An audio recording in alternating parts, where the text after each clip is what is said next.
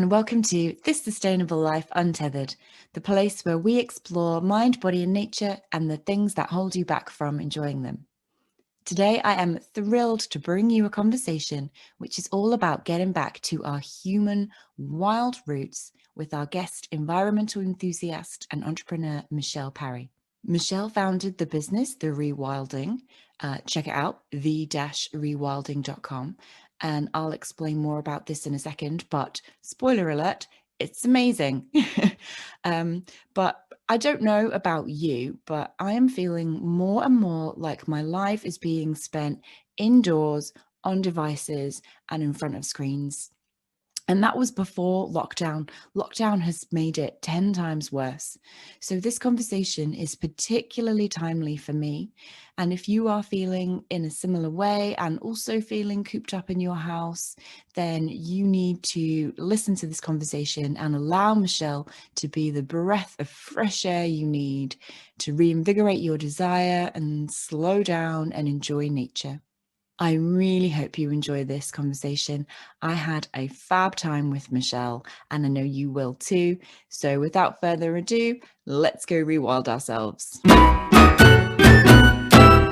So Michelle is the founder of the Rewilding, a business in Northwest England, which hosts retreats and events with the aim of inspiring human connection and connection with nature.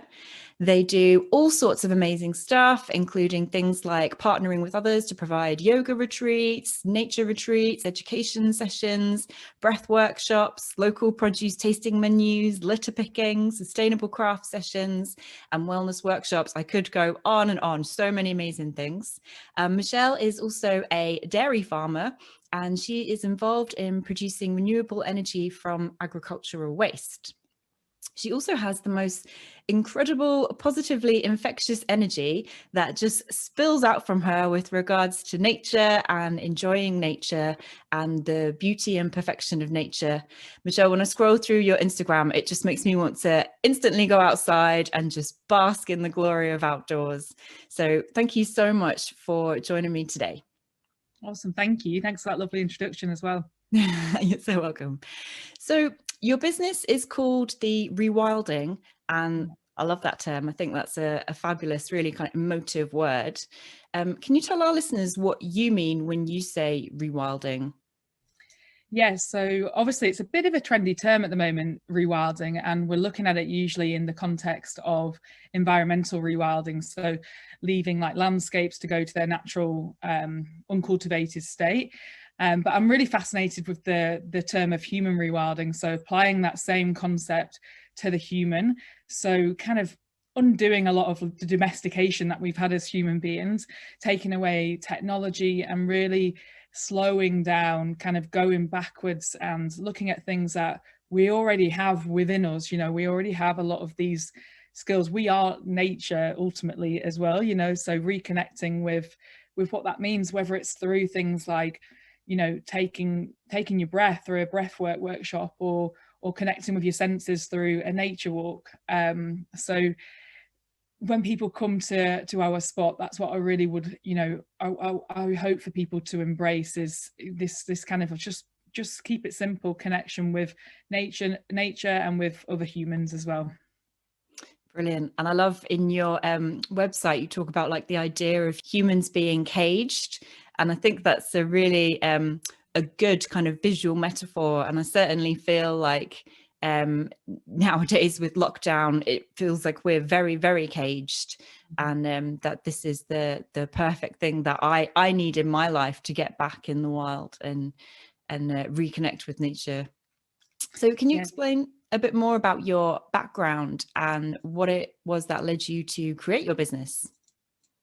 Yeah, definitely. So, well, I grew up on the dairy farm. I love where we're from, but I always kind of, when I got to the age of 18 and I went off to uni, you know, I was really keen to kind of go off, explore. And I didn't actually think I would come back to the area, you know, as much as I was so thankful to have grown up in the countryside. I did love being in cities as well. So I went to Manchester and studied, and then I did some backpacking, moved back to London, and then also went off again to do some work and travel. So I think this combination of different experiences that I've had in events, you know, being part of different communities, my background is in the charity sector, so what it's kind of brought me to is connecting all of these dots to you know, to bring these experiences in my own version, with my own passions and values, and to deliver something with integrity. You know, when I've worked for organizations in the past, I've really signed up to their values and what they stand for, but you know, I'm often quite disappointed. So I really wanted to bring something that, you know, I believe to be a good thing. You know, I really believe that people want and need, and I really want to celebrate our local area as well, where we're from, and get people coming out to the countryside and experiencing not just nature, but also the agricultural side of things as well. I think the farmers, dairy farmers, livestock farmers of all types, we've got a big story to tell, and often it's not told in my opinion in the right light. And I think that actually farmers are a big part of the solution to climate change, and there's lots to be shared with that. Where did you go traveling? What were your experiences? Yeah, all over really. So when I was backpacking, I went to South America, Southeast Asia, you know, the classic trail, a bit of Central Asia as well, and then with work and travel through Europe, and again back in Central and South America as well. So my experiences were, you know, just exchanging different cultures, and that's just something I really thrive on, and seeing how people live their lives in such a different way to we do, but at the end of the day we're all still humans, and we're all still people, and we're all still trying to connect with one another. And yeah, I don't know, I just think travel is fascinating. I think it's really partly of it's helped me to be the person that I am today, through the people I've met, through the sites that I've seen, like both, you know, things that are not so good and things that are just absolutely the most wonderful things ever. Yeah, and you know, obviously it's a very privileged thing to do, to be able to travel, but I think cultural exchanges with other people are just absolutely essential for us to broaden our world and global perspectives, to be, you know, more kind and compassionate people. Absolutely. I think we can be so, and recently as well, kind of focusing on distancing ourselves, whether it's from political opinion or, you know, different countries or different colors of skin. There seems like there's so much lack of integration, and I think travel is really important to remind you that we are all humans. We all share this common humanity. We all share the same planet. You said that you enjoyed in cities for a bit. Did you miss the countryside, or was it something like, did you feel the pull back to the countryside? How did you keep your wildness while you were in the city? Yeah, definitely. That's a good question. I love going to the city because I love the energy of a city, and you know, the different experiences that you can have, and it's so, you know, it's so fast, and there's always something happening. There's always somebody who's up for doing something fun. And I love that. I really thrive on that as well. I'm definitely a people person, but I also find that really exhausting. And I think it's taken me, well, I've been away from home for about 13 years. So I think it took me that amount of time to really realize that actually cities are not my jam. They're not where I kind of want to be. They're not where I thrive as a person. So yeah, I think, and also when you're traveling as well, you're always having those wild experiences because things are always new. But in that, because things are always new, that's what I think can be quite exhausting. Whereas when you're out in nature and when you're out in the countryside, you know, it's a lot slower, it's a lot calmer, and you know, you're not having to process 20 cars driving past you at the same time. It's more just like literally, oh my god, that tree is so beautiful, and look at its leaves, you know, like it's a different, it sounds silly, but it's a different type of yeah, like cognition, isn't it, I think.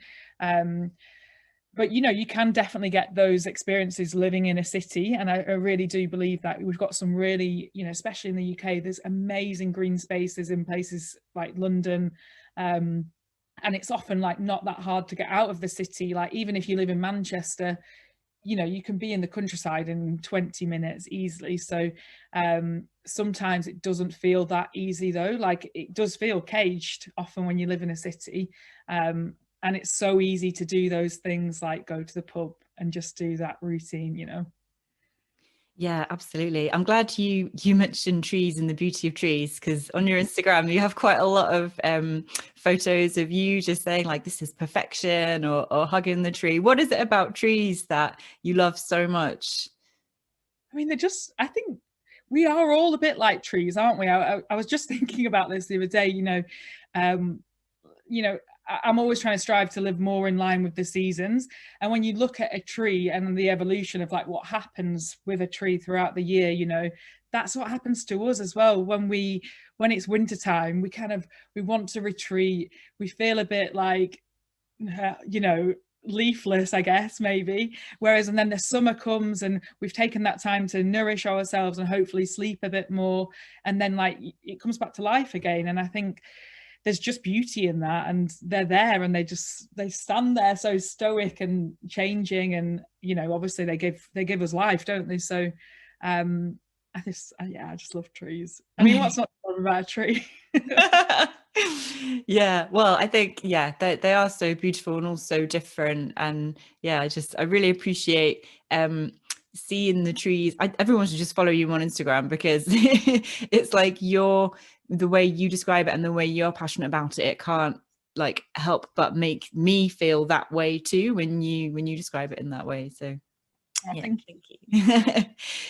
Why do you think that we have become so disconnected from the natural world, and what is it that holds us back from reconnecting? Yeah, I think it's just the fast pacedness of life that we live in. You know, the 9 to 5, which is not necessarily something. I mean, it's a made up concept, isn't it? And we're so busy. The expectations are high to have things, to do things, and to, you know, we compare our lives every single day on platforms like Instagram and Facebook, and it's addictive, isn't it?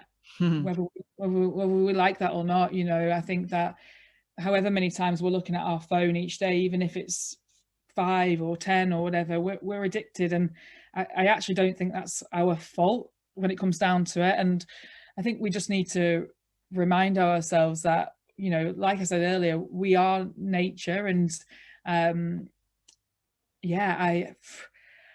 don't know exactly why, but I do believe as much as technology is a wonderful, wonderful thing, it's a distraction, and we live in such distracted, fast-paced lives that actually taking the time to stop and unwind, you know, to even connect to the food that we're having when we're eating our dinner. You know, we're often doing it. We might even be stood up when we're eating our meal, or we're watching the TV whilst we're eating our meal. We're not sitting there thinking, oh, wow, like who grew this delicious carrot, or which farmer produced this gorgeous chicken, you know, like whatever that might be. We don't do that, because everything is just the next thing. And we live in a capitalist, consumerist world. And I think, you know, it's kind of a contagious thing, isn't it? It's addictions, really. It's so true. And in my experience, so I've been working from home now with the pandemic, and it almost feels like my whole life is just in front of a screen. I spend my time in front of a laptop. I do spend a lot of time on my phone as well. I would say, I don't know if I'm addicted, but certainly it is strongly habitual, and a lot of the time a waste of time. Yeah.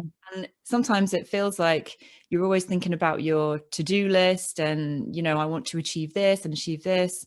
And I catch myself thinking that I don't have time to go out or go for a long walk or whatever. Like, I kind of recognize that I need to go outside because maybe I've not been, and, you know, just need to take a break from being indoors.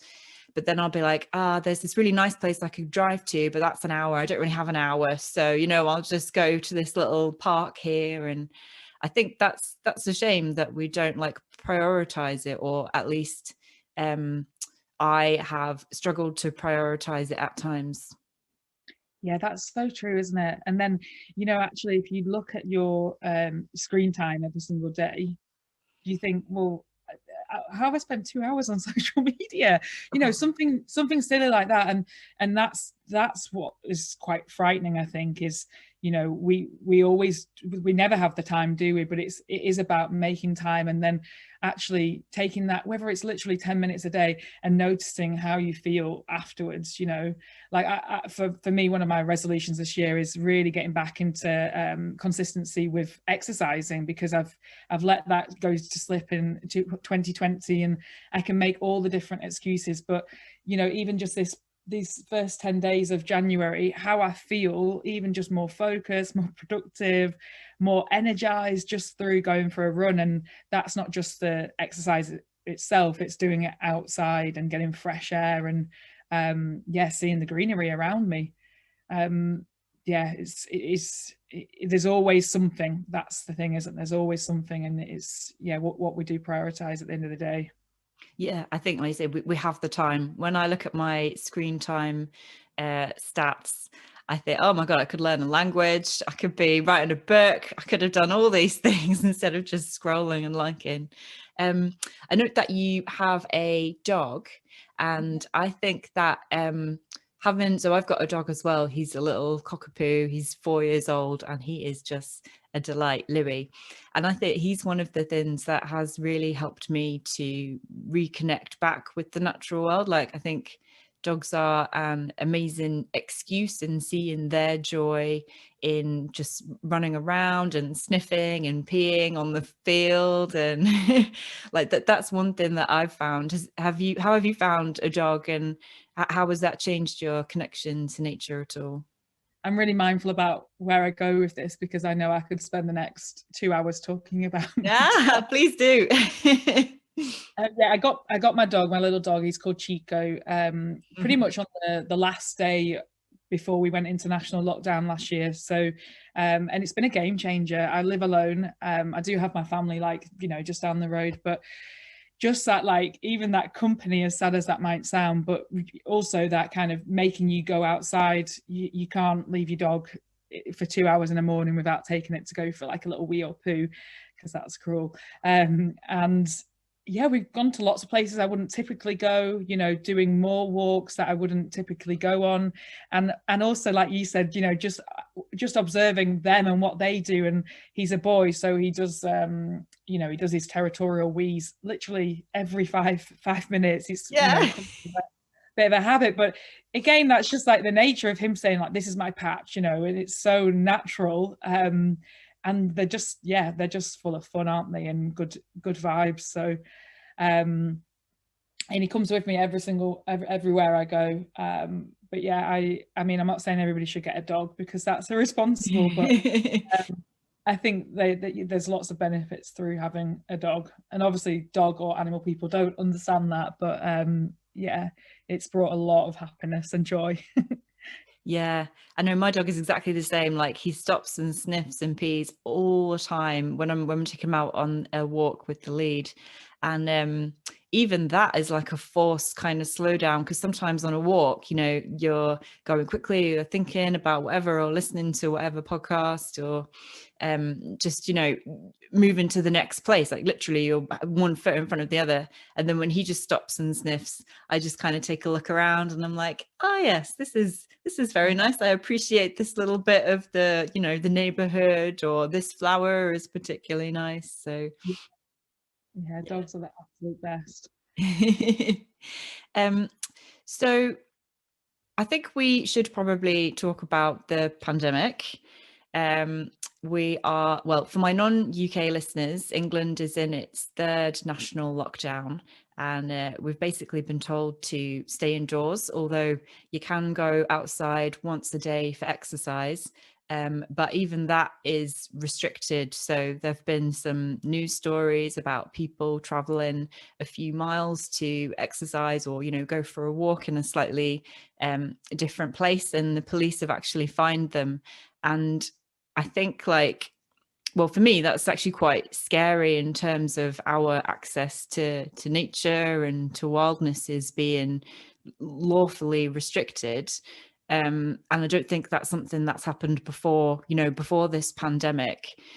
Is it something that has affected you at all, Michelle? How have you been coping with having your access to wildness restricted? Yeah, it is quite scary, isn't it? I think I live in the countryside, so there's definitely been times where I felt like I've been in a bit of a bubble because, you know, again with the farm, a lot of things have stayed the same. You know, we have to carry on, and the day to day, you know, it has to keep on going by, and because we are reasonably isolated, you know, it's not like I'm seeing that on a day to day basis in a city. So in that sense, you know, there's some things that have not been able to not ignore. Obviously there's a world pandemic going on, but you do sometimes feel like you're in a bit of a bubble. But things like, you know, I had plans to go to the Lake District last week, and then, you know, you can't go because you're breaking the law, aren't you? But I think that's quite, it's quite concerning, isn't it? And I saw that 2 people have been fined 5 miles away from their home the other day for walking outdoors. And yeah, I think it's the thing that is really keeping people sane. And, you know, we've seen that throughout the entire pandemic. Nature, people's connection with like the birds and wildlife coming into their gardens, or, you know, exploring their local area in a way they haven't done before. That's been a lifeline for people. And to add an extra fear factor that people can't go outside is worrying, really, because the impacts of the pandemic, aside from the pandemic and the virus itself, you know, the mental health aspect is something that we have got no idea how long that's going to impact people for. I think, yeah, it's bad. I think it's quite bad. And, you know, if you've got a good support network, you know, you've got a little dog or something, then, you know, there's a lot of gratitude and thanks to that. But there's lots of people who don't have that, and they don't have access to the internet or technology, or they're a single parent, and, you know, taking that walk outside with your family or with another friend, I think is so important. But we have to do what we have to do, and if that's what the guidance is, that we can't do it, then we must respect that to kind of get out of it, I suppose. And I know that early on your blog, in the first pandemic, the first lockdown, sorry, back in March and April, you surveyed 40 people from around the world to find out how lockdown and the restrictions were affecting other people as well. And first of all, I just love that you were like, oh, I'm going to just do this massive amount of work just because it interests me. I think that's really great. But did you find anything interesting? Was there anything that you wanted to share about those ways that people are feeling? Yeah, I think, gosh, it just seemed a long time ago, actually, since I did do that. And it's been interesting to see, you know, how it's evolved. But I have quite a lot of friends who live in the States, and you know, their experience, I think, felt different because of the way that their society is set up, and obviously, like with the political structure, I think it felt different, and people's, you know, access to healthcare, and, you know, it's bringing up lots of different questions around that. But actually, I think I found mostly that people, they were looking for this connection with other people, and I think it has made people look at their spaces differently, you know, whether they're living in the city or out in the countryside, and the things that they do need to thrive. So that's kind of one of the things that I do remember taking away, was I think people, you know, will review where they do live or what they've got in their space to make them kind of happy, I suppose. Like if you even add in things like plants, or, you know, having access to a window that looks out onto a view, or you know, even relocating. I think in some cases some people will have found it really tough being in a city.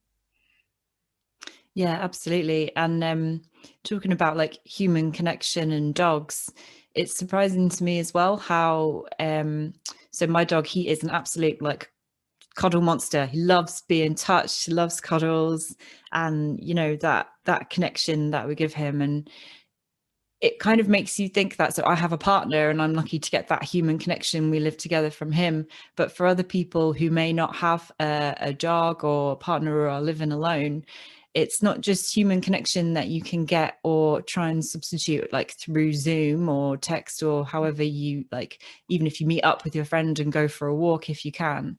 It's almost like that touch and that kind of physical intimacy as well that I think we're missing out on because of the restrictions, because it's not safe to do so. Yeah.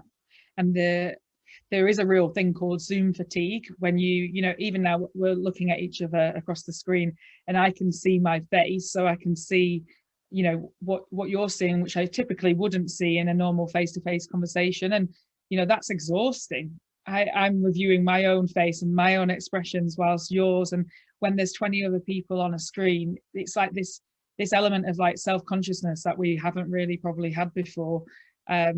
And I just don't, yeah, it's not good, is it really? And you don't get that, you know, when somebody walks into a room and you can, you know, if they're in a bad mood or a good mood, you don't feel that presence or that energy, which is so important to making those connections again, you know, and like the physical touch and being able to hug somebody. Yeah, bring that back as soon as possible, please. Yeah, no, it's weird, isn't it? Like, I feel the only people who are this used to looking at themselves all the time are like hairdressers or dancers, maybe, like just looking in the mirror. I try to avoid looking at myself as much as possible because it is weird, and it does distract you, I think, from the conversation a little bit, or, you know, from what you're thinking and giving it your full attention. You kind of feel your eyes drift downwards, like, oh, should I sit up a bit, I'm slouching a bit, or you know what I mean?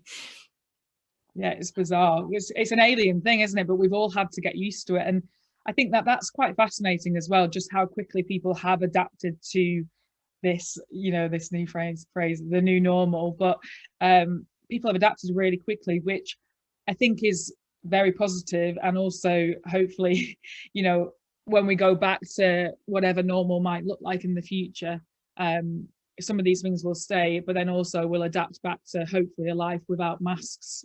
You know, I can't stand wearing a mask, and that's a worry that the masks are here to stay. But I think hopefully not. Yeah, masks as well. Yesterday, I went shopping in Aldi and I realized I know the exact worst time to wear a face mask is when you're shopping in Aldi, trying to pack your stuff at the checkout. For anyone who hasn't shopped at Aldi, they go so quickly, it makes you really stressed. And then I had my mask on and I needed to blow my nose. And I was just like, trying not to trying to get everything in the bags, trying to like keep everything. Yeah, it was stressful. Cough or sneeze or anything, you're like, I haven't got COVID, I promise. Yeah, I'm fine, I promise. So is there anything that you will do differently after the pandemic? Obviously, I mean, you're already so much of your daily experience, and you've said about your New Year's resolution going for running out in nature, but is there anything else that you think that you will bring back or bring into your life after, when things are back to normal?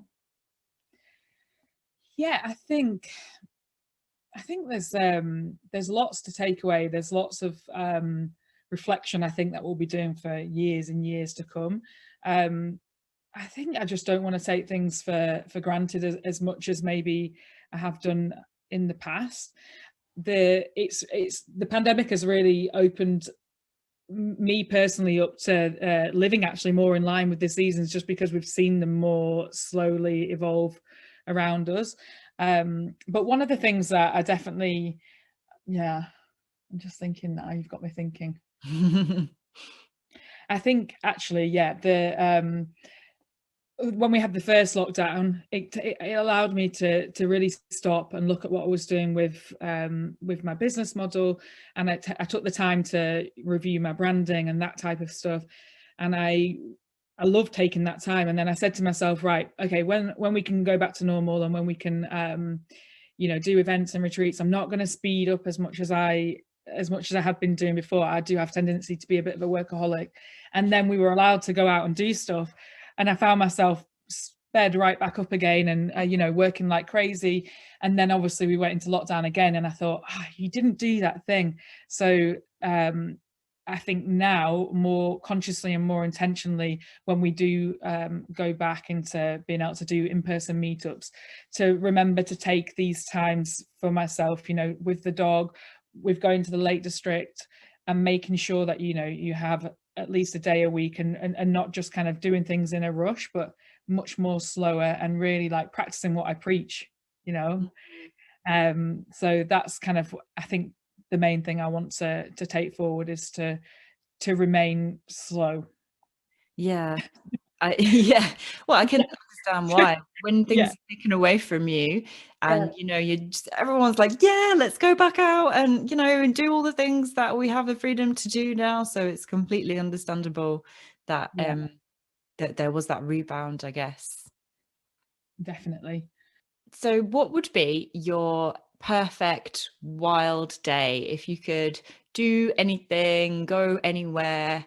What would be Michelle's perfect wildness?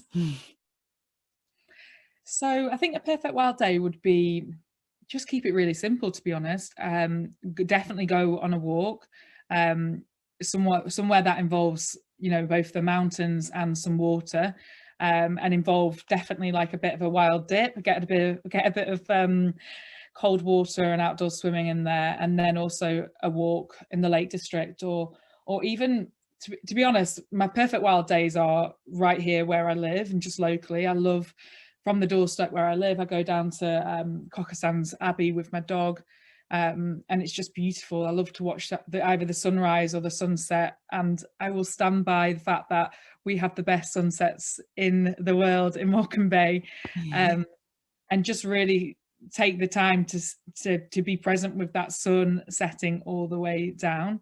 And then also I'd probably involve in there a little bit of like foraging or something based around a skill, like a bushcraft skill, or having a fire, and yeah, probably camping out to end it off. Oh, that Hopefully sounds amazing. on a full moon or something like that. Have you been learning any bushcraft skills or foraging skills? Yeah, I love to go foraging. Whether I've got the best knowledge, like I would never go and pick mushrooms or anything like that without somebody who knew exactly what they were doing. Definitely not. But that's something that I'm always learning. And in April, I'm going on a 5-day bushcraft course, which I can't wait. I'm really, really looking Oh, forward wow. to that. I think it's in Oxford actually, so hopefully that doesn't get cancelled. But yeah, I just love all of these things, you know. They're things that we already have in us, and we just need to relearn a lot of this stuff. I don't know where it got lost or when it got lost, but you know, even just knowing like what trees they are or what plants they are, this is stuff that yeah, just love to learn all the time. I think as well, or for me at least, I need kind of somebody to bring me in. It's very difficult to like read a book or even, you know, kind of use yourself to find out that information. But if you go on a walk with someone who or is passionate about it, or if you go to a course where people kind of tell you, that's just my dog barking, then it's so much easier, I guess, to learn and to be enthused. So what kind of stuff would be in the bushcraft course? I'm really curious. Like I'm kind of thinking Ramirez style or Bear Grylls. Like, are you looking for animals? Are you like building fires, working with leather? I have no idea. Yeah, a bit of everything really. It's so it'll be like building a shelter, the fire, foraging, tracking, and then sleeping outside. And yeah, I'm sure I also think on this one we are going to learn how to do a sweat lodge, almost like a kind of a steam sauna, Oh. building a like a nature shelter. So I can't wait. I really can't wait.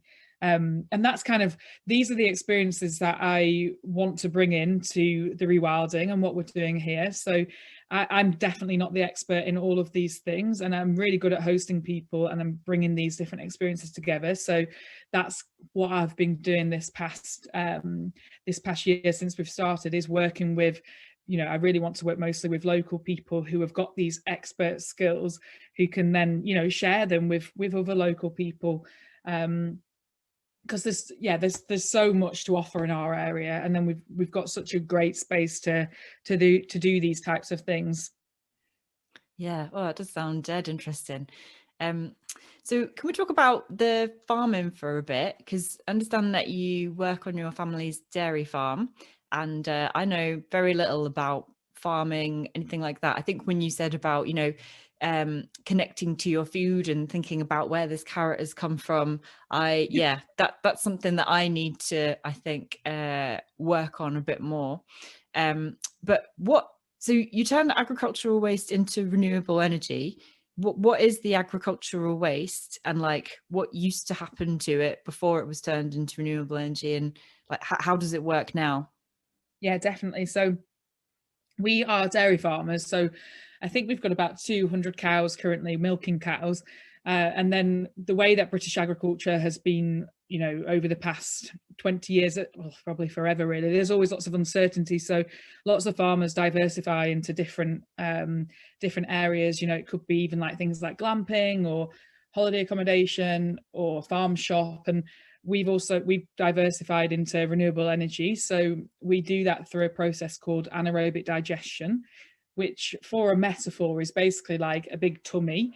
So we collect the agricultural waste from the cows, so basically their poo, and then we also take other agricultural waste from neighbouring farms. So we take like chicken waste, chicken poo waste, potatoes. We put whey in there, all sorts of different things into one big tank, and that mixes around and spins, and then it creates a gas, almost like, again, going back to that metaphor of a tummy for us, which is farting. So yeah, we capture the gas, which is methane, and then we turn that back into renewable electricity, and that gets sold back to the national grid. So that's been really, it's really fascinating. And this is, again, like part of the story, which I think is really important to be told, because we do need food. The world demand for food is still huge. We need it. We need meat produce, we need animal vegetables, all of it. And there's lots of benefits to the byproducts that can come from farming, and by capturing the methane gas and turning that back into renewable electricity is definitely one of those. And then from the process of anaerobic digestion, there's also byproducts from that. So the physical waste that still exists, and that can then be used again as fertilizer to go back onto the land to grow the grass again. It could also be used for things like sawdust. It could potentially be used and formed into like briquettes, and it could be lit with to light fires instead of using actual logs. There's lots of heat produced through the big engines that it takes to convert the energy, so that there's heat for forever really. So you can use that heat to, again, if you wanted to grow tomatoes. So there's so much potential. Obviously, like, we're limited by sometimes finances and time, but yeah, there's this massive opportunity for a continuation and this circular economy that people talk about so much. Sounds amazing. Like, just you get to use every single part of everything in that whole process in a different way, and keep kind of everything in the loop. Is it like a popular practice? Do other dairy farms do it, or other farms do it? How common is it? So the other farms do it, and I think that in the coming years or decades more will too. But the process, like to set up the plant, has been a massive project, a massive investment, and it's 24 hours almost. There's always something that potentially is going wrong, like there's errors happening left, right and centre through something that might have either got into the engine, like we're putting in, say we're putting in about 30 ton of produce food waste a day, which is a lot. And sometimes, like, I don't know if something that's gone off the yard. Yeah. Wow. Yeah, a lot of waste. So say like a piece of wood or something goes in there and then it stops the engine, or sometimes you might get like some nasty bugs in there, just like you would your tummy, you know, like if you go out and have like loads of booze and a curry, the next day you might not feel so good. So it can be really like a sensitive thing to feed, if you will. It's work heavy. And in places like Germany and the States, they you know, it's probably quite common, but I wouldn't say it's common here. I think there will be more of them coming, definitely. Right. And is it not subsidized by the government, or is there any, you know, incentives, I guess, that government use to get farmers to set up? There are subsidies, and there's subsidies, I think, on the heat, and also the amount of electricity that you produce as well.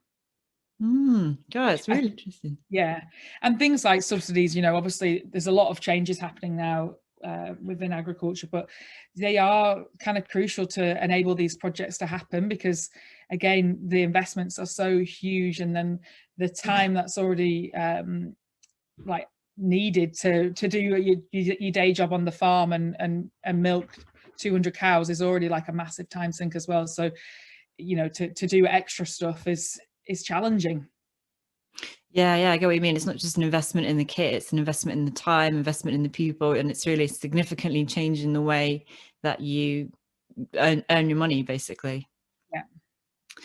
Is there anything else that consumers should know about farming that perhaps they don't, and that could help them kind of think a bit more about their food choices? I'm asking for myself as well as my listeners.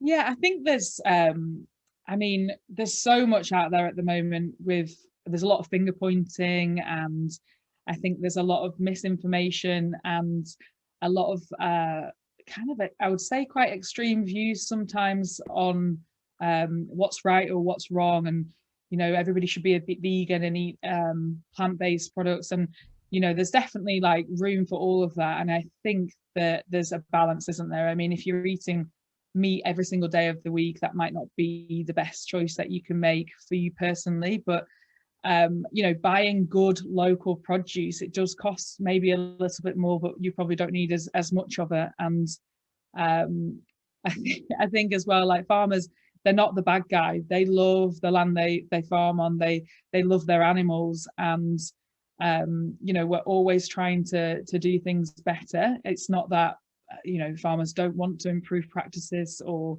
anything, but I would say as well that British farmers and British agriculture have some of the best practices in the world. And yeah, again, I think there's like a big misconception there. And also that meat and dairy is bad for you, I think is a lot of BS. You know, I think there's so much, it's just balance, isn't it? It's having a little bit of this, a little bit of that, and you know, just being responsible with your own choices, and being open-minded as well. And I think asking questions and being proactive, you know, it's very easy to say, oh, I'm going to be a vegan, and I'm not going to eat meat because this is the way that you know, I can be more responsible towards the climate. But then there's a lot of contradictions. You know, you'll find people stomping around in the Doc Marten boots or with a nice leather handbag or going on holiday 5 times a year. And all of those things, in my opinion, you know, everybody can do what they want, but it's about, you know, just being responsible in your own choices and understanding that every decision that we make has an environmental impact. And it's, I suppose it's what you're comfortable with. This is definitely a tangent from the question that you asked. No, it's true. I think like that's kind of the key thing that I'm taking from you is just kind of having time a bit to slow down and just think and be a bit more intentional. Yeah, definitely. I think that's pretty much it, really, I would say. But you know, asking more questions about where your food has come from, I think, is also a really important question to ask. And now we're going to see a lot of these changes coming through with Brexit as well. and yeah, just taking the time to really enjoy your food and understand that the UK does have a food culture. And I think the pandemic has also taught us a little bit more about our own food story and our own food culture through, you know, there's certainly in our local community in Cochrane, lots of people kind of stepping forward to do veg box deliveries that, you know, maybe they weren't as available before, but I think that that's got people thinking, oh, actually I can go for this option versus always going for the supermarket. And you know, I'm guilty as well. I definitely, you know, I still use the supermarket, and I love to eat an avocado or a grapefruit, but really actually it's helping me to kind of think, why is it grapefruit even a good thing for me to be eating during the winter months anyway? Like, there's a reason why we have seasons within our food, and it is usually more beneficial to eat within the seasons for your body and to get the most nutrients from the food as well. Yeah, definitely. Yeah, it's well, I don't know, for me it's a step, like I say, you know, I shop in Aldi, and you kind of sometimes think like, oh, I want some strawberries with my porridge, and you buy the frozen strawberries and you're like, oh, well, you know. But yeah, moving towards more seasonal eating, I think, would be a worthwhile but perhaps difficult challenge for me. But I could totally get where you're coming from, and just understanding and asking those questions a bit more about your food, and not just picking it off a shelf and, you know, not really thinking about it. So clearly, obviously, you care a lot about the environment and nature and sustainability. And you mentioned kind of setting up your business and wanting it to be in line with your values. When you think about the environment, what is it that motivates you to act? Are there any kind of particular thoughts or feelings or images or memories that come to mind that kind of motivate you to, you know, act on those things that you care about? Yeah, I think there's two prongs here, where it's a personal love and connection that I do have with nature and with the environment, and how it makes me feel personally, and just like the power of that, of like literally like I said before, you know, just like the beauty of a tree and how that makes you feel. And then the much bigger picture scale of like how we, you know, we need nature to survive. And there's sites certainly that I've seen on my travels and even locally, which are quite disturbing, you know, with like the amount of waste that there is in places, and also the impact that that has on our nature and our wildlife, I think is quite frightening. And you know, even locally, like we've started doing a local litter pick, and just seeing the waste that comes up on our coastline, that's quite frightening. And I went with my nephews, I think about 2 or 3 weeks back now, and I said we had 18 bags of litter is what we collected. Wow. And I said to them, how does this make you feel? Like, you know, what do you think about this? And they said, Angus said, scared. And I can't remember exactly what, I think Max said it was, you know, sad, it makes me want to cry. I thought, that's crazy, like, you know, and it's not the responsibility of our young people or our children to do this. It's now, you know, we need to make these changes now, and we need to relearn basic stuff. Like, it's not okay to throw rubbish out of your car window, or what we found was like 16 bottles of empty bottles of vodka that have been dumped in a ditch. You know, it's like, it's just it's so important to protect our planet. And like we are nature, we're not separate from nature. And if we don't realize that, and we don't have that understanding, then without sounding too negative, I think it's bleak, isn't it? But there's so much, again, to be positive and to be hopeful for in the future. I mean, we only need to look at our good friend David Attenborough to you know, to see there's a lot of hope out there. And I think the pandemic has taught us that what we can do, what we have the ability and what we have the power to do when we come together. And I think that hopefully we can apply that same kind of collective approach and energy to the climate, and before it's too late.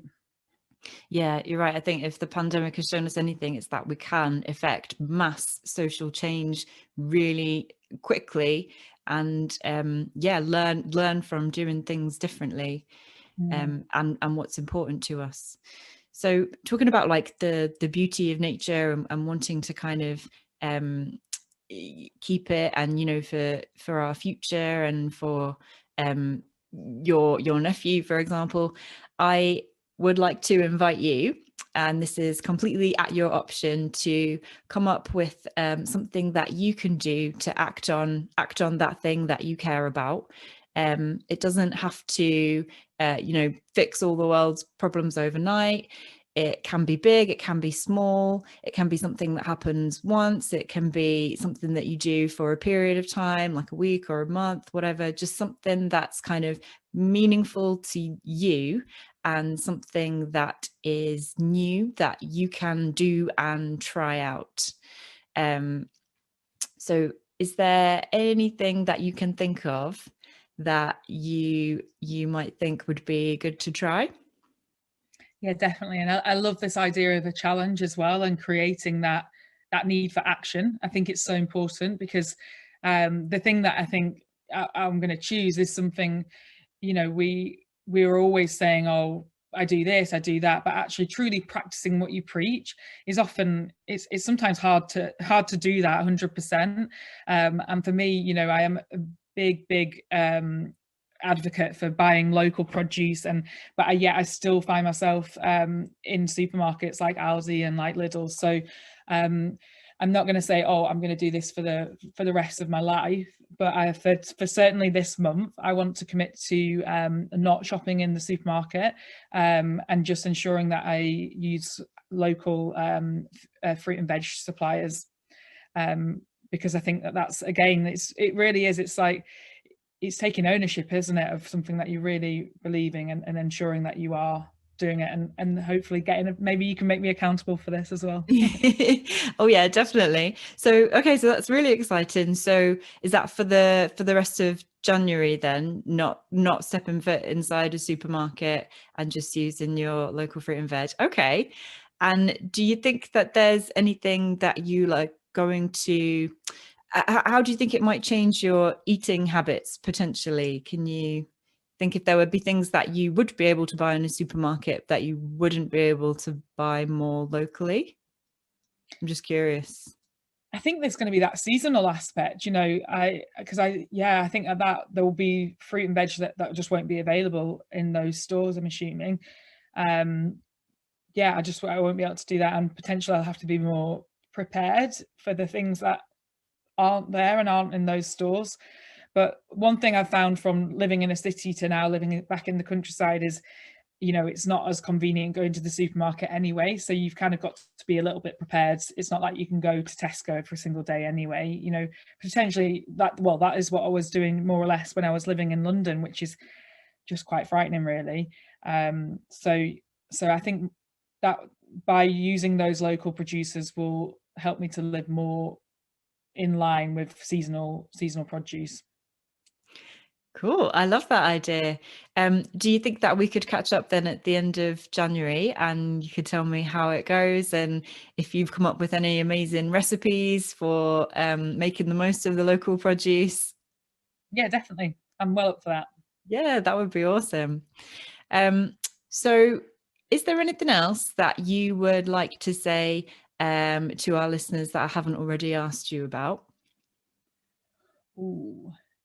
I think I just encourage everybody to kind of experiment with how they can connect with nature or connect with other people, and it doesn't have to be anything like massive, like you've got to go and climb 10 mountains or anything like that. It can literally just be go outside for 10 minutes every day, and you know, if you feel like you can't do that, recruit somebody else to do it with, or hold you accountable to, certainly in these times where we can't sort of meet up with people.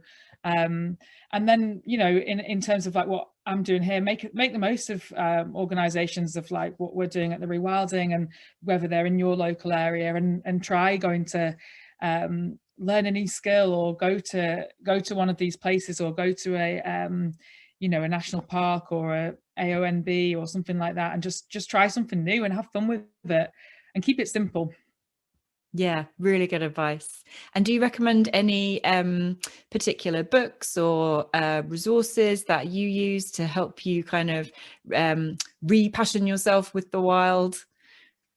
Yeah, definitely. I think my absolute favorite book, which has inspired a lot, is it's called Wildling, and it's by Isabella Tree, and she did this amazing rewilding project in the Napa state. I think it was like over, they've got like 2,000 acres, and just really just took the agricultural model and what they've been doing on their farm for, you know, decades, and turned it upside down. And they did it with real, you know, determination, and they went forward with their mission, as much as everybody, the local farmers around them, was saying, no, you're like, what you're doing is wrong and it's going to have a negative impact and everything. And they really persevered, and what they've created is absolutely epic, and it's definitely a model for lots of people to look at. And then another book that I've recently read is The Hidden Life of Trees, which is also incredible. I really, really recommend that. I can't just think of the author's name off the top of my head though. Okay, cool. I will check that out. You're turning me on more to trees now. And where can people find more of you, Michelle, online? Yeah, so I've got a website, and it's called therewilding.com, but the-rewilding.com. And then also on Instagram and Facebook at the Rewilding Community. And I also sort of welcome, if you find my email address or phone number on there, you know, if people have got feedback or they want questions or they want to partner with me or anything, then I definitely welcome people getting in touch. That's amazing. Thank you so much for joining us today, Michelle. I've really enjoyed this conversation, and I'm 100% going to start thinking and being a bit slower and taking a bit more time and intention about my daily habits and how I interact with the world, and yeah, getting out and enjoy the wildness a bit more. So thank you so much. Thanks so much for having me. Thank you. Is it just me, or do you want to go run outside now and skip joyfully in a field and lollop among the flowers and the deer and the fauna and sing at the top of your lungs, Sound of Music style? Because I definitely do. And apologies for my dog barking there partway through.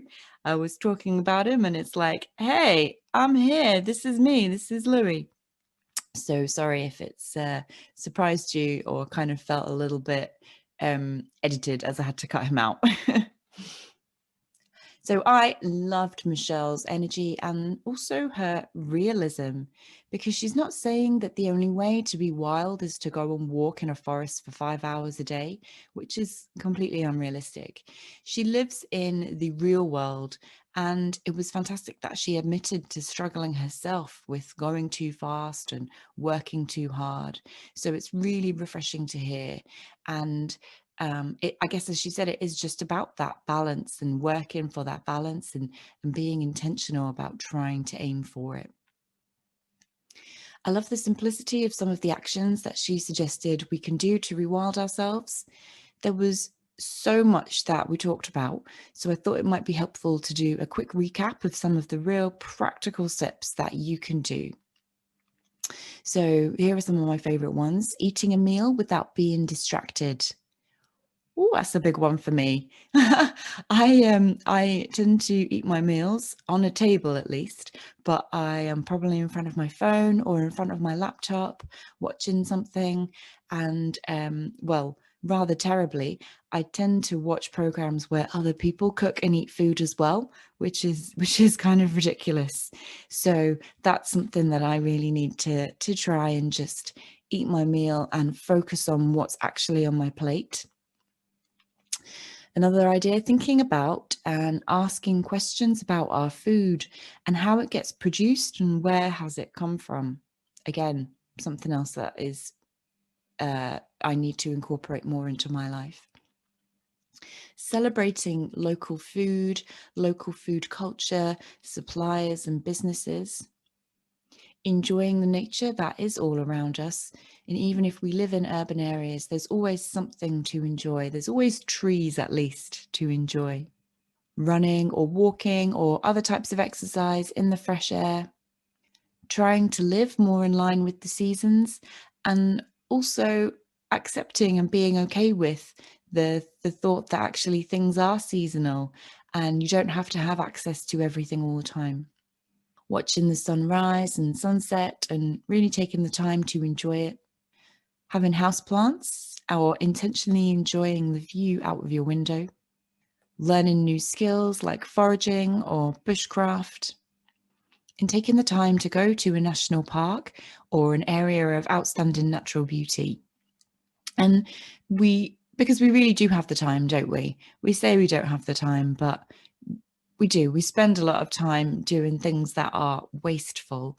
And it is about, you have to invest the time to enjoy it and make the most of it, and do it socially. You know, as she said, that friends can help to keep you accountable. So don't have to do it alone. It can be something that strengthens your connection with others, as well as strengthening your personal connection with nature, which is something that can be lovely, something that we can take joy in as we cultivate it for ourselves. Because as Michelle said, we are nature. Nature is us. And I thought that was really beautiful. I also thought that learning about the farming practices was so interesting.